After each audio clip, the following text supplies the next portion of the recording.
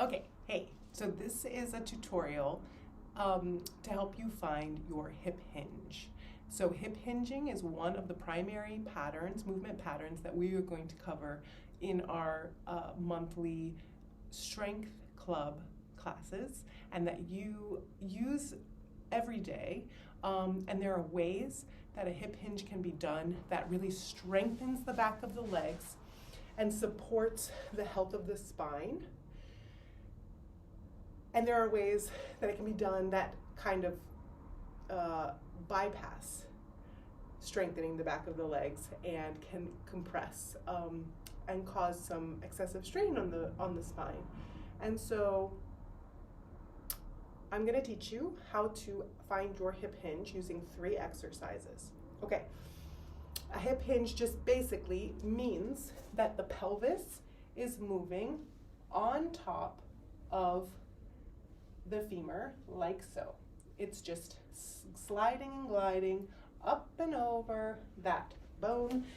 Imagine this is your femur, this is your pelvis, here's the joint, and it's just whoop, whoop, whoop, whoop. And it functions really beautifully to get our torsos down in front of us, to pick something up, to reach something.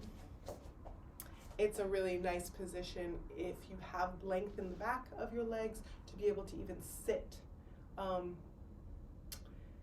in that position. So here's how to find it. First off, you're going to need, for these 3 exercises, you're going to need a dowel, a chair, and a wall. We'll start with the dowel to learn what's going on in the spine when we're doing a hip hinge. And the reality is the spine is not changing shape. It's going to move through space, but space, as my teacher, Lauren O'Hayan, likes to say, space is not going to move through it. It's going to move through space. So obviously our spine has curves, but imagine that its top and its bottom and all of it in between are not going to change relative to itself. So it is essentially going to be moving like so, even though it has curves. So the way to feel that in your own body is go ahead and put the dowel on your sacrum, kind of here at the top of your butt cheeks, at the top of your butt crack, between your scapula, so between your shoulder blades. And then if you can get your head, just slide your chin back. If you can get your head to touch the dowel, that's amazing. If not, no worries. Your head can be slightly off. The other 2 points, we want to keep contact, okay? So then, with that in mind, you want to have a curve in your lower back here, not touching the dowel. Then you're just going to do exactly what I said. You're going to take your pelvis and you're going to tip it forward. And you can bend your knees a little bit, not a lot, and you're just going to tip it forward. Now do it a couple of times and see what happens. See what you can feel. Is your spine sliding along the dowel? Is it starting to touch in a different place? Is it tipping off in one way or another? Come back up, start over. Get those 3 or 2 contact positions. Now I want you to try to keep those contact points the whole hinge throughout the whole process. So we're going to keep those 3 points.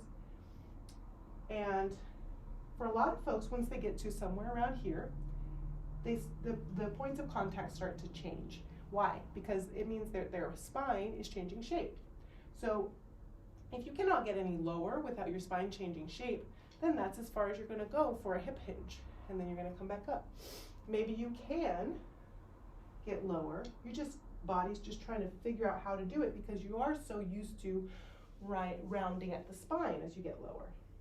So just try a few times, coming up and down, trying to keep that relationship, those contact points the whole time. So that's exercise number 1. Exercise number 2, you're going to go to a wall. Let's move the camera. So imagine that you just put a bunch of paint on your butt cheeks, okay? You're going to put your butt cheeks up against the wall. Your feet are going to be a foot away from the wall. Now, using that same idea, you're tipping the pelvis forward. What you're going to start to feel is that your butt slides. Imagine that paint is just wiping up the wall, sliding, and then it's coming back down. So when I just did that, I felt and heard my butt sliding the whole time up and down the wall. What I see a lot of people do is it starts to slide and then it stops. And that is because now you are using your spine, you're bending in your spine to get down to the floor. Again, that is not bad inherently, it's just that when we're hip hinging, I am no longer moving my pelvis, I'm moving my spine, okay?